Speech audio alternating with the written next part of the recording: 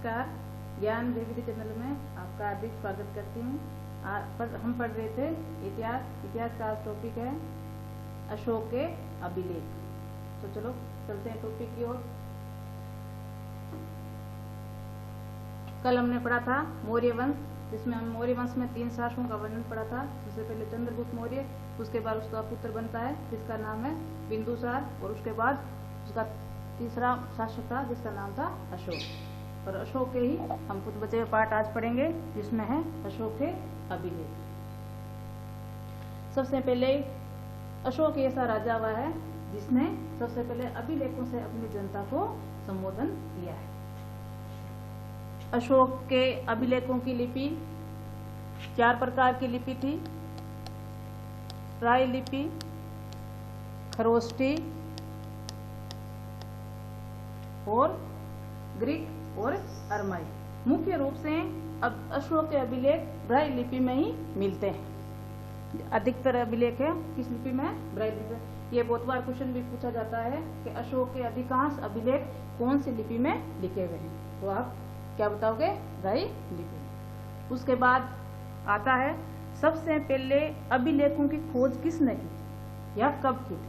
तो 1750 ईस्वी में इतिहासकार हुआ है फंथर। और उसके बाद सबसे पहले पढ़ने का श्रेय किसको मिला? ये तो इसने खोज की थी कि अशोक ने अभिलेख लिखे हैं, लेकिन ये पढ़ नहीं पाया था। इसके बाद पढ़ने का श्रेय सबसे पहले 1837 ईस्वी में जेम्स प्रिसेंस को मिला है।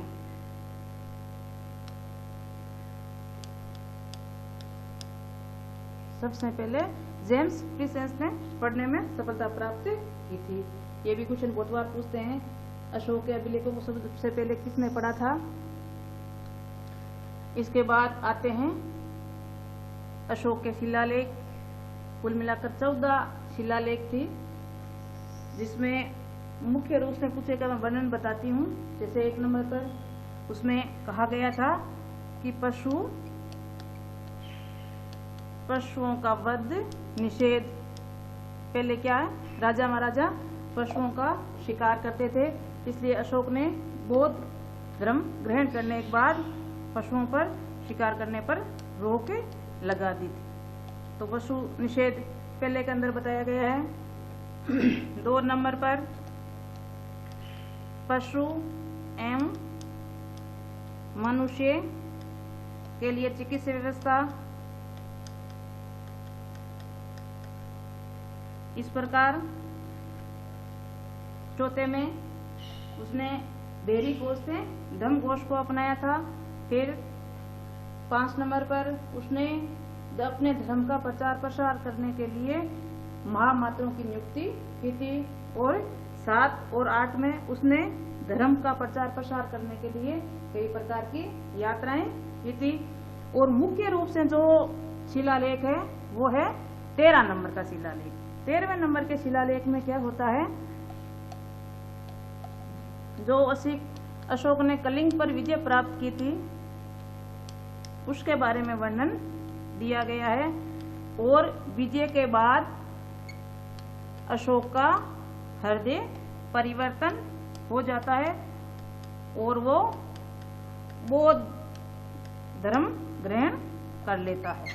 बौद्ध धर्म ग्रहण करने के बाद कई प्रकार की धर्म के संबंधित कार्य करता है, जैसे धम्म यात्रा वगैरह चलाता है, और बौद्ध का प्रचार प्रसार अपने पुत्र के द्वारा भी करवाता है, और खुद भी कई प्रकार की यात्रा करके प्रचार प्रसार करता है। इसके बाद आते हैं स्तंभ।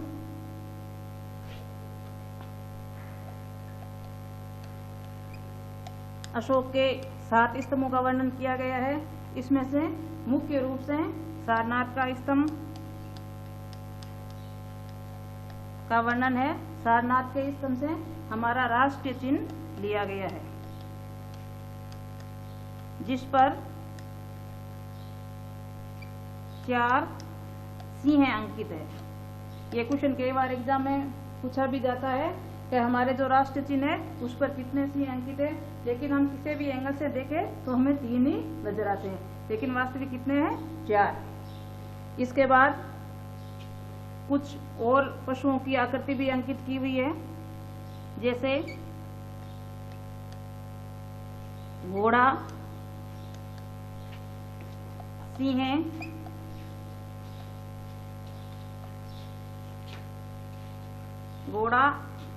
हाथी,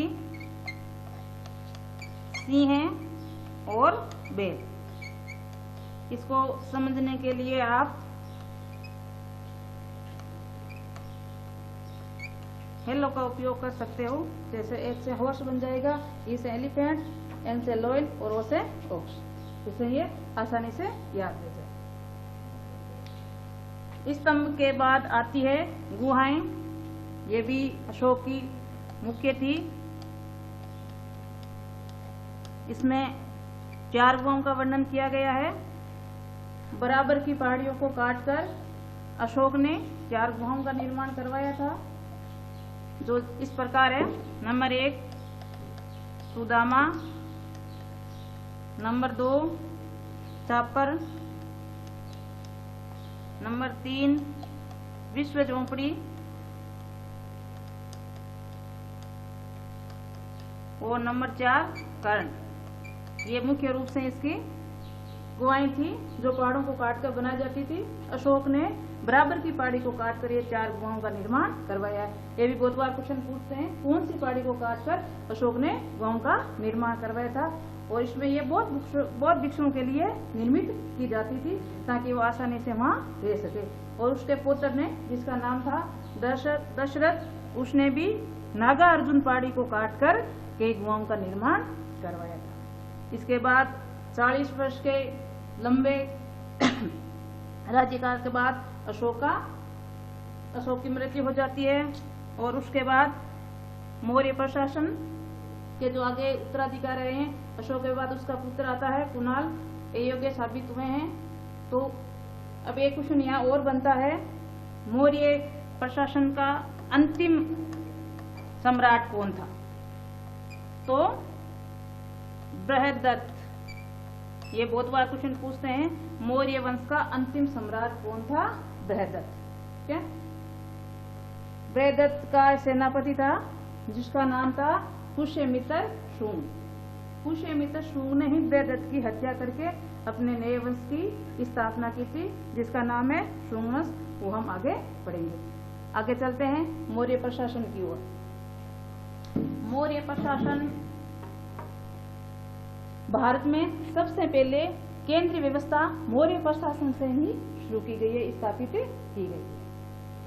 इसके बाद जिस प्रकार हमारी केंद्र में व्यवस्था है, उसी प्रकार मौर्य शासन में भी व्यवस्था थी, लेकिन थोड़ा सा अंतर मिलेगा। अभी तो लोकतंत्र है और उस समय राजतंत्र था। तो सबसे सर्वस्वी कौन होता था? राजा। जैसे केंद्रीय प्रशासन में सर्वस्वी कौन होता है? राष्ट्रपति। उसी प्रकार कौन होता? राजा। और राजा के अंदर सारी शक्तियां नहीं थी, जैसे प्रशासनिक शक्ति, न्यायिक शक्ति, सैनिक शक्ति। उसके बाद आता है आमित्य। आमित्य का पद प्रधानमंत्री की तरह होता था। जैसे राष्ट्रपति के बाद कौन होता है? प्रधानमंत्री। उसी प्रकार मौर्य प्रशासन में राजा के बाद कौन था? आमित्य। आमित्य का कार्य क्या था? राजा से सलाह लेकर बाकी मंत्रियों से कार्य करवाना। उसके बाद आते हैं तीर्थ। तीर्थ किसको नाम दिया गया? मंत्रियों को। तीर्थ मंत्रियों को बोलते थे। और तीर्थ को तीर्थ में एक अध्यक्ष बनाया था जिसको महामात्र बोला जाता था। मुख्य रूप से 4 तीर्थ का वर्णन देखने को मिलता है, जैसे मंत्री, पुरोहित, सेनापति और 4 नंबर पे युवराज। ये 4 मुख्य रूप से तीर्थ होते थे। बाकी अनेकों विभाग अध्यक्ष बनाए गए थे, लेकिन मुख्य रूप से इन 4 का वर्णन दिया गया है। तो मंत्री, पुरोहित, सेनापति और युवराज। उसके बाद में कुछ विभागाध्यक्ष होते थे, जैसे समाहर्ता। समाहर्ता का कार्य क्या होता था? राजस्व विभाग का, यहाँ एक और आपको क्वेश्चन पूछते हैं, समाहर्ता का कार्य बताइए। तो समाहर्ता का कार्य क्या होता था? राजस्व एकत्रित करना, आय व्यय का ब्यौरा देना और वार्षिक बजट तैयार करना, ये इसका मुख्य रूप से कार्य था। फिर आता है सन्निधाता। सन्निधाता का कार्य था, कोषाध्यक्ष होते थे ये, जैसे आज के वित्त मंत्री है उस प्रकार उसका कार्य था। उसके बाद में आता है सित्ताध्यक्ष, ये कृषि विभाग अध्यक्ष होते थे। और मुख्य रूप से मौर्य प्रशासन में कृषि से ही राजस्व प्राप्त होता था। और जो राजकीय भूमि थी मौर्य वंश की, उसको सीता भूमि के नाम से पुकारा जाता था। उसके बाद में आता है पण्याध्यक्ष, ये वाणिज्य से संबंधित थे।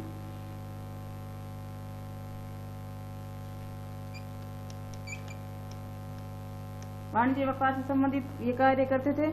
उसके बाद में आता है अक्षयपटल, इसका कार्य था महालेखाकार।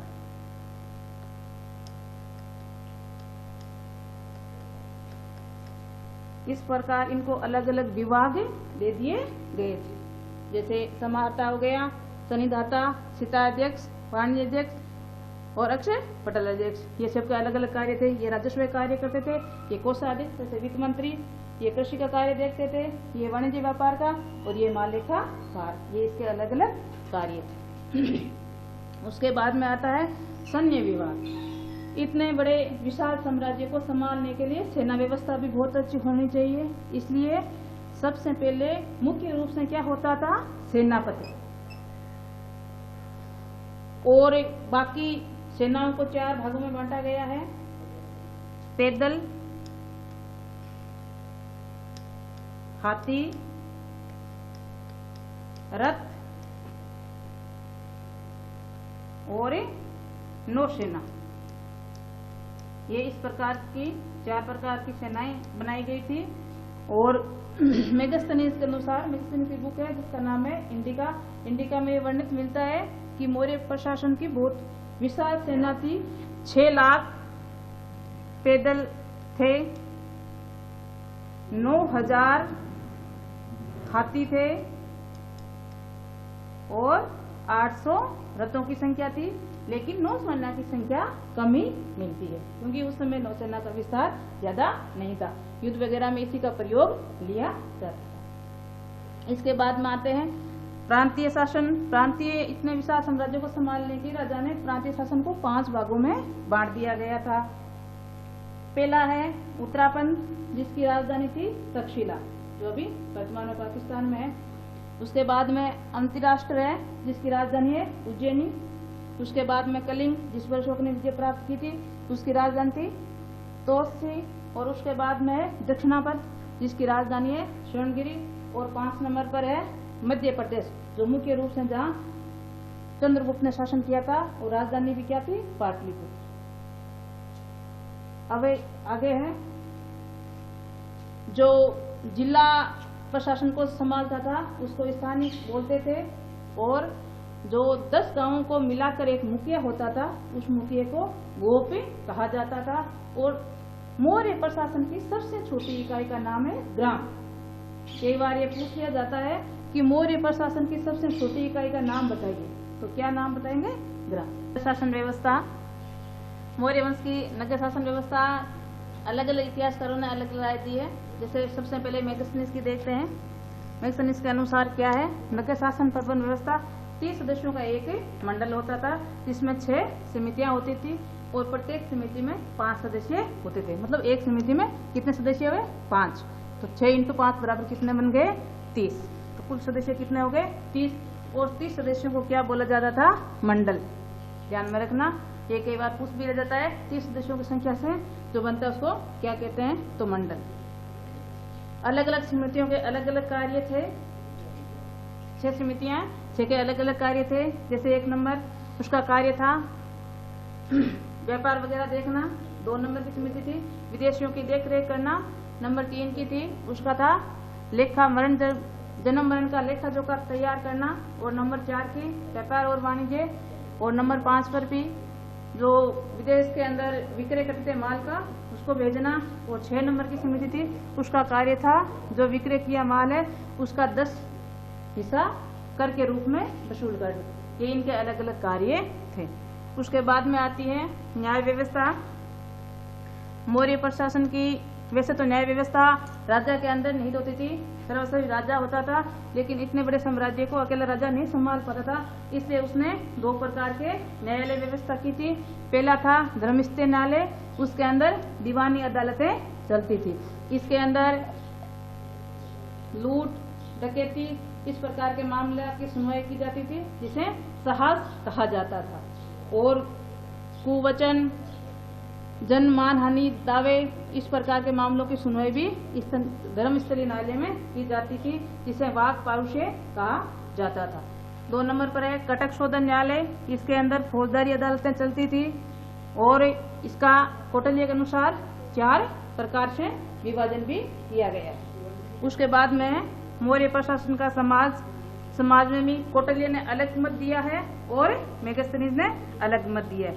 कौटिल्य के अनुसार 4 प्रकार की जातियां बताई गई है, ब्राह्मण, क्षत्रिय, वैश्य और शूद्र। ये 4 प्रकार की जातियां हैं, लेकिन मेगास्थनीज के अनुसार 7 प्रकार की जातियों का वर्णन किया गया है। दोनों में मतभेद है। 7 जातियां जैसे दार्शनिक, किसान, पशुपालक, कारीगर, निरीक्षक और अन्य, इस प्रकार इसने 7 प्रकार से बांटा है। और मौर्य प्रशासन में स्त्रियों की स्थिति ज्यादा अच्छी नहीं थी, उनको पुनर्विवाह और नियोग विवाह करने की अनुमति। ये था आज का। कल हम मौर्य प्रशासन के अंतिम जो शासक था बृहदत्त, उसकी हत्या की थी। उसी के सेनापति पुष्यमित्र शुंग ने, जिसे नए वंश की स्थापना हुई शुंग वंश, उसके बारे में पढ़ेंगे। धन्यवाद।